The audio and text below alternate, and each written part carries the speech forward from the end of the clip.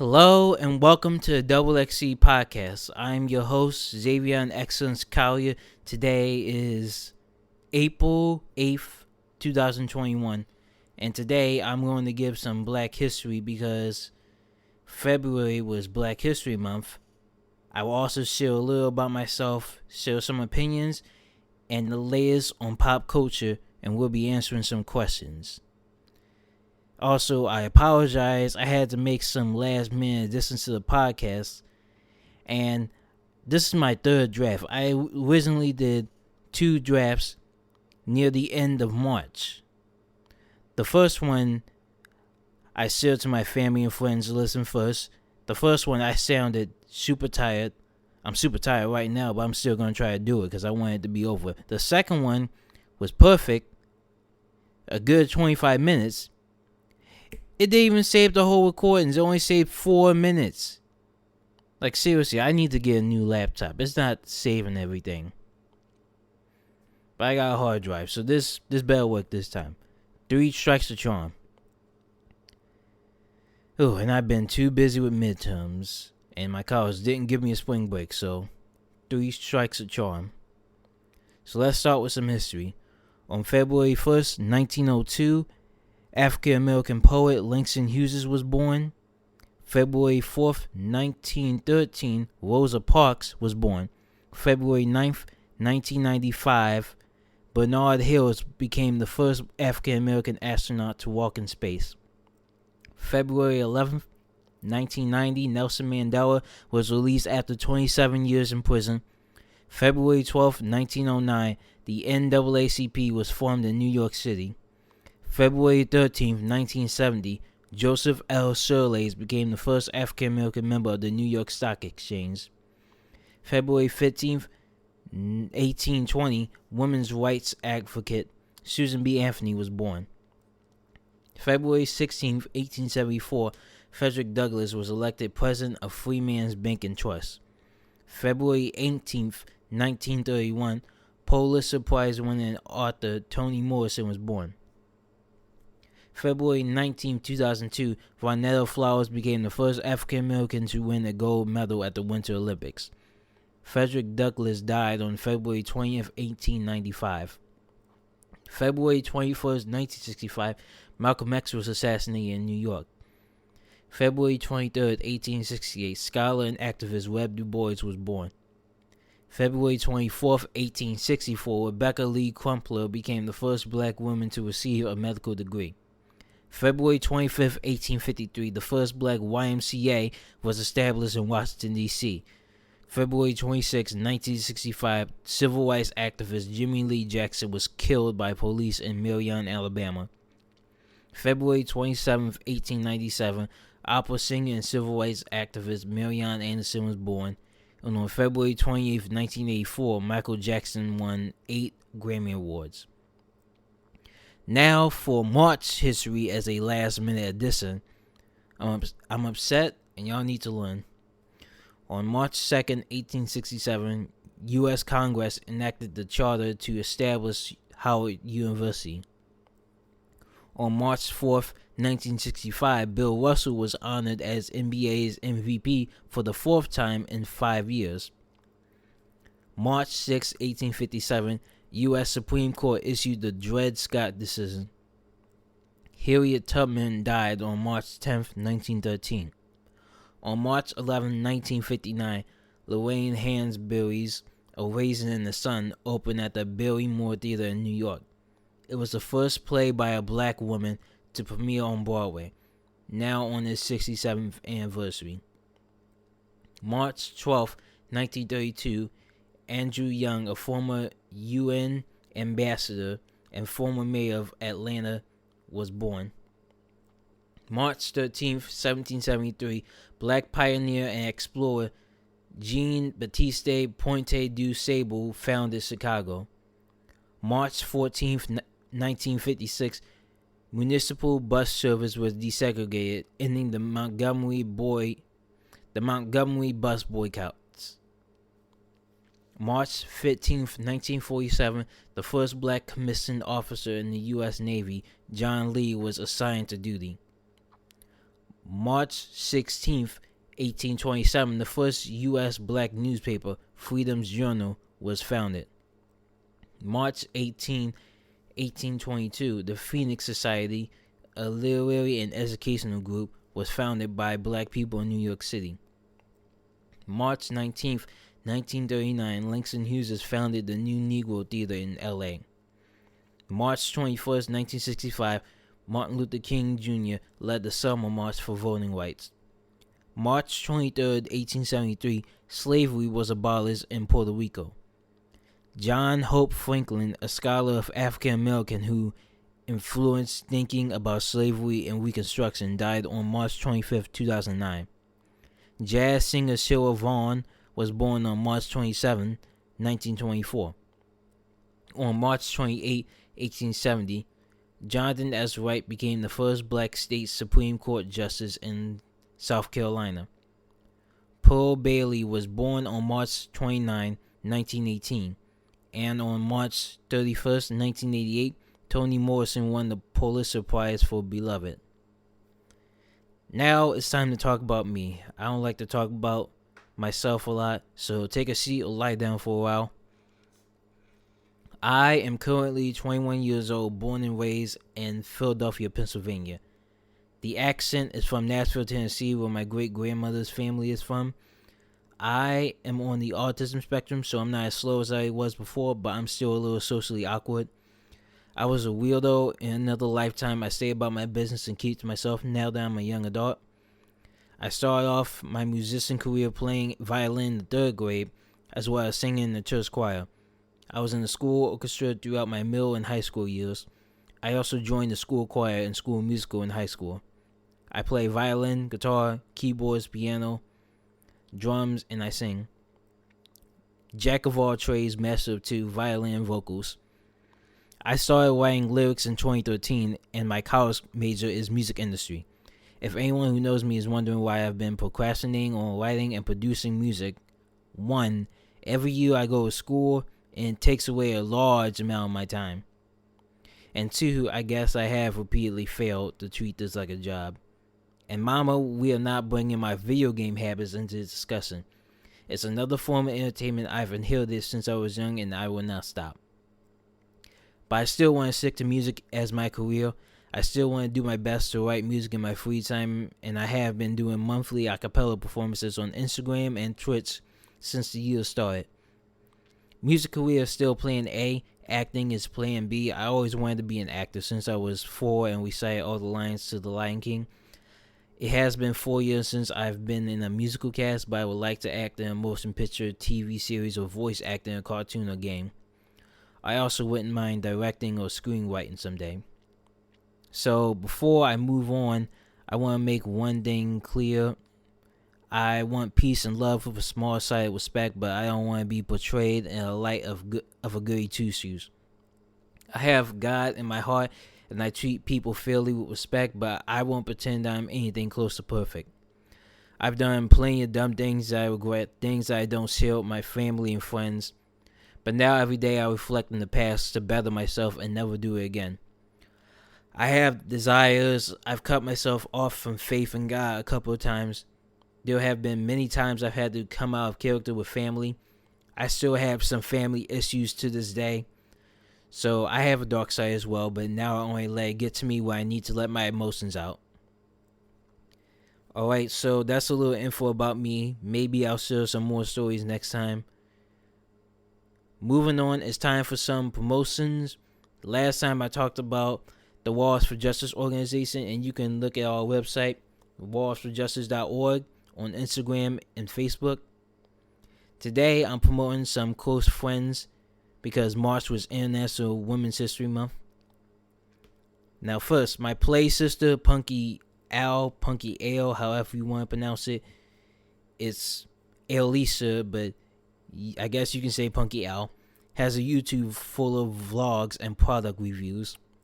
I'm actually in 2 or 3 of her videos so far. If you want to check her out, go to Alicia Sher on YouTube. That's spelled AILISHA space SHER. Yes, there's an I before the L. We're a different breed out here. Another YouTube vlogger, a friend from college, Just Juicelyn. That's all together spelled JUSTJUICELYN. No space. Hashtag JuiceBoxGang. Then there's Amani, season upcoming R&B artist. She just dropped her second Heartache EP on February 19th. So please check her out. Her music on all music streaming platforms. That's EMAHNI and Imani Who on YouTube. And finally, check out the poet and wire artist Hazel Dior. She has her own website where you can buy her merchandise and books, including Next Hood Over. She has Aura Glow open mic videos on her Instagram TV from last year. I'm actually in one of them. And that's all the promotions I have for today. So happy International Women's History Month. Now it's time to talk about some pop culture before I move on to questions. I'm actually going to refresh before I get into questions.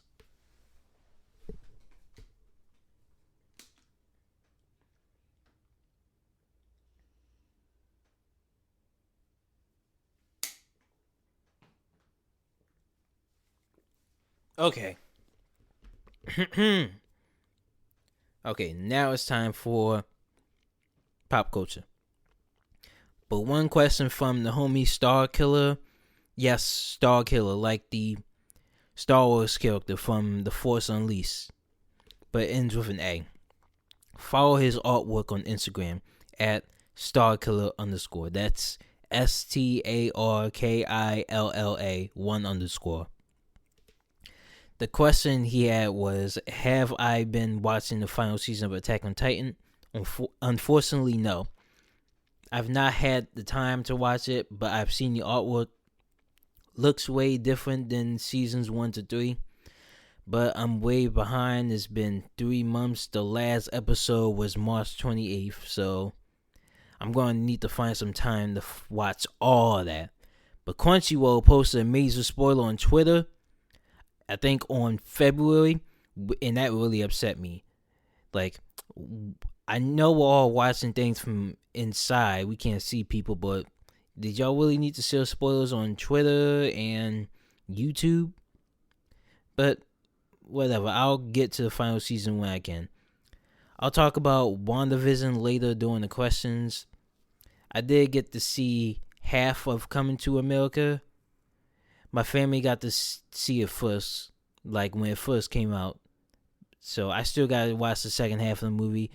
It is funny. I knew I was going to enjoy it. It is really funny. Not as funny as the first, though. No new shows lately besides episode 1 of High Rise Invasion on Netflix. That's an anime. It's survival horror, so you know it's got blood and gore and violence. I can't give an opinion right now, but I'll keep an eye on that one. Last minute addition to the podcast, I did get to see Zack Snyder's cut of the Justice League when it first came out. The Friday it came out, not the Thursday. Matter of fact, I watched all 4 hours in one sitting. It was the first thing I did on that Friday after breakfast. It's been over 4 years in the remaking of this, so I needed to see every detail at once before I watch it over and over again. And I do plan to watch it again. Snyder just released a black and white version on HBO Max a week or two ago. The original version, I loved it. Worth the wait. The story is the same as the 2017 version, but more complex and dark. And we're going to pretend the 2017 edition got snapped by Thanos. It doesn't exist. The story is about Batman uniting the heroes after the events of Batman vs. Superman to find mother boxes to prevent a future invasion led by Darkseid. There are 6 or 7 parts of the movie because it's 4 hours, but every part is action-packed and you get to learn about all the heroes. The acting was amazing. You even felt the villain Steppenwolf's pain, and it was full of surprises. Ray Fisher's Cyborg and Ezra Miller's Flash were the 2 stars of the show. I loved how they brought emotion to Cyborg's character. No spoilers, but Flash was the one to make me cry. And y'all know if y'all saw the best parts. absolutely rating this a 10 out of 10 like it's Avengers Endgame, and I agree that DC Detective Comics needs to restore the Snyderverse. I guess we can talk about what games I played. In February, I bought Call of Duty Black Ops Cold War. Yes, I have returned to Call of Duty after 4 or 5 years. This is the first Black Ops I've ever bought, but I've played the first one. I beat it on the second hardest difficulty. The original difficulty is always veteran, but for this one, they had realism, so I just did veteran. I beat it on my Twitch stream. I enjoyed it. It was funny how everyone wore aviator glasses, very 1980s. They bring back OG characters from the original Black Ops, Mason, Woods, and Hudson, but it adds new characters to take on the Western Boogeyman before he nukes the entire Western foreign countries. You play as the original main character, Mason, again like the first and second Black Ops games, but most of the time you play a character you create, and it's not like a traditional creation of your character. You don't get to see them. You just add your name, choose your skin color, who you work for, like CIA, MI6, or ex-KGB, and then you choose 2 skills to benefit you during the story while you play. The ending, you get to choose to side with the US for a good ending or the Westerns for a bad ending. I chose a good ending on my stream. Takes place between the Veteran War in 1960s to the end of the Cold War in the 1980s. It's after the events of Black Ops 1 but before Black Ops 2, and if someone is wondering, yes, there are references to the first. The numbers, Mason, what do they mean? Haven't played a lot of multiplayer, but it is fun. They got a mode where you can drive vehicles, and thanks to the Battle Pass, I can listen to 80s hits like, pussy, hip hop, the hippie, this is the hip hop, you don't stop the rockin' to the bang bang. Rappers are like, and it's tricky to rock a rhyme, dude. That's why on time is tricky. Tricky. Zombies are fun, and you get to upgrade weapons and powers. Only problem for this game is the servers sometimes lag and take too long to put you in a lobby. And the Call of Duty community is still as toxic as when I left. That's the only new game I've tried. I've bought Borderlands 3 but haven't touched it yet. I also bought Devil May Cry 5 even though I beat the game. I felt like playing it again. I'm taking a break and waiting until the summer for a PS5 because now it's March and I'm tired of competing for one. Back to TV and movies. I just remembered I did get to see Judas and the Black Messiah. Loved it. That's the story of the assassination of Fred Hampton from the Chicago Black Panthers. The real Black Panthers, not the Marvel one. Some action. Acting was great and is nominated for the Oscars. But it's important to take note of what actor Lakeith Stanfield said in his Essence interview. Bill O'Neill is more of what you see every day walking around. People are going to take the easier route out. And this is a good time to transition into my questions. The first question coming from Star Killer is WandaVision, is it worth it? Well, I finished WandaVision recently, all 9 episodes now on Disney+. I'm not telling you to hate it or like it, but it gets weird and made via the MCU audience. I watched the first 2 episodes with my family the day it came out, and it was awkward. It was a 50 and 60 sitcom with some strange things happening behind the scenes. The episodes seem to go by decade as sitcoms, and only the first 2 are in black and white. Episode 3 is in living color like the 70s, but it's cringy because Wanda's giving birth, but it gets real near the end. Episode 4 shows everything behind the scenes, including a scene that picks up from Avengers Endgame. I'm not going to spoil it, but you probably can have an idea of what I'm talking about. Episode 5 is an 80s episode. Episode 6 is a Halloween episode. That's the one episode I didn't watch. Episode 7 is more modern and a spinoff of Modern Family. Episode 8 dives into Wanda's origins, like before Age of Ultron. And the finale's the final battle. And yes, there's mid-credit and end-credit scenes like every Marvel Studios movie. So everything happening in the show is all Wanda's doing, including bringing back Vision. I'm assuming everyone knows what happened to Vision in Avengers Infinity War.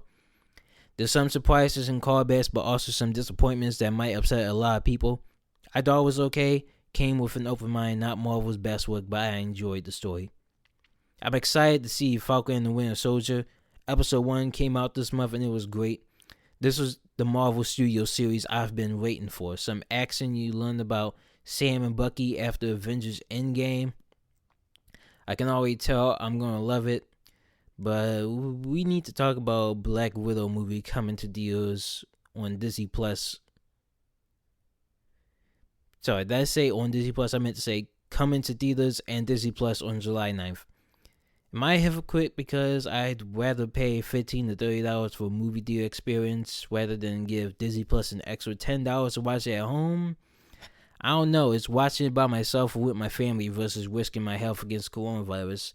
I would pull up with a mask, a bag of disinfectant spray, and maybe a blanket to sit over, though. I really want to see movies with my friends again. The last movie we saw together was Birds of Prey before the world was on lockdown. Second question is why. I'm tired. I need to refresh again. I'm not doing that. Taking this.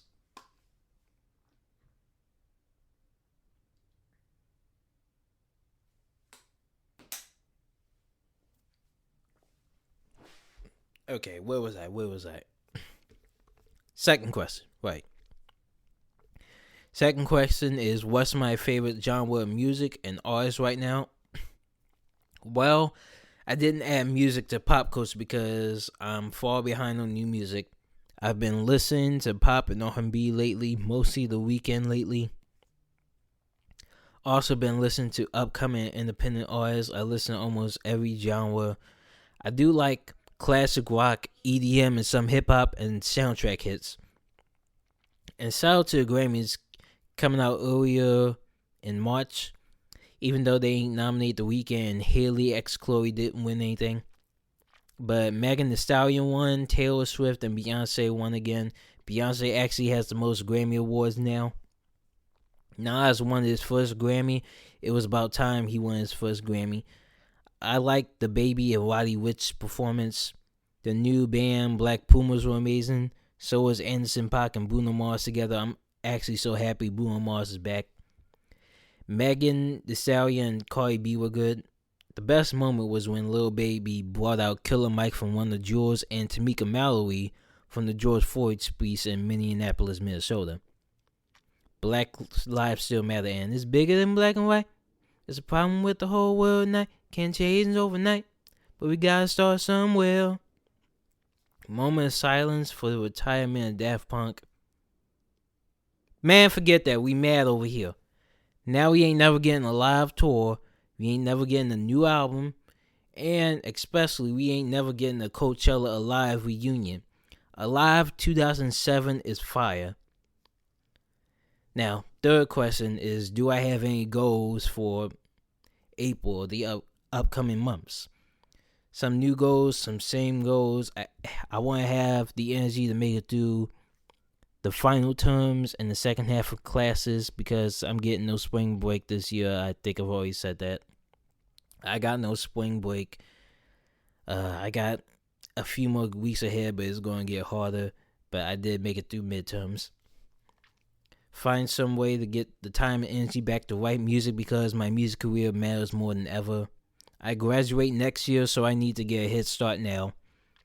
Classes have taken all my energy away every year, and that's the problem. I want to reconnect with my friends and support their businesses.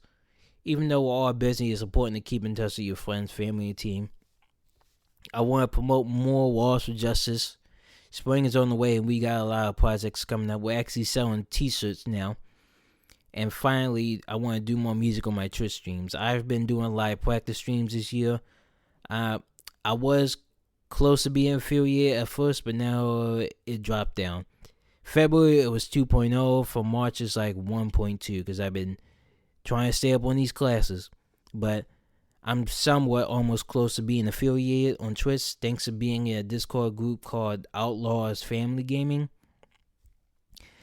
Being affiliated means I get VIP options. I get to have moderators, emojis, subscribers. Subscribers on Twitch means I could get paid at least $5, I believe, for each subscriber I have. I like getting money, but I want to earn it. No free handouts. I get enough of that for my family on food and a lot of clothes I may or may not wear. Free money is good, but my bank account is good for my bank account, but it doesn't help me get a diploma quicker or help my music career. So if I do get affiliated and I get paid for subscribers, there's going to be less gaming, a lot more music performing, and maybe producer on Twitch. I'll still do game streams, but it will be very rare that I do one. Like, it'll be random when I do one. Now, the last question for today comes from Moonlight Leaf. That's all together, no space. Moonlight Leaf. That's another college friend. Follow her on Twitch. The question is, what's my favorite isekai anime? Now, isekai is a weird genre anime, from what I know. Isekai usually involves the main protagonist being trapped in a fantasy world. The ones I know of are No Game, No Life, Overlord, which I need to catch up on. Also, that time I got reincarnated into a slime. The Devil is a part-timer, which will now have a second season after 8 years. Rising of the Sealed Hero, Konosuba, and ReZero. Oh, and Sword Art Online and Yujo Senkai Saga of Tanya the Evil. So what do you think my favorite is? It's obvious, right? Konosuba. My favorite is Konosuba. The story of Konosuba is a video game geek one day scares himself to death trying to save someone and gets sent to a fantasy world and needs to defeat the Devil King to go back home. His team includes an annoying goddess of water he took with her, a little girl who can cast explosion magic once a day, and a female knight who's actually a masochist. I say watch it in your own time because there's a lot of fan service, but the show is hilarious. It has 2 seasons and a movie now on Crunchyroll. And speaking of anime, I forgot to talk about Don't Toy With Me, Miss Nagatoro. But since it come out, it's April. It actually comes out 3 days from now, I believe, on Crunchyroll. So I'll wait to talk about it, possibly on the next podcast. So that's all on today's podcast. Thank you all for listening and sending me questions. I'm sorry for the delay, but hopefully next time it doesn't take too long. So thank you all for listening, for the questions. Have a good day. Stay safe. This is Double XC signing off.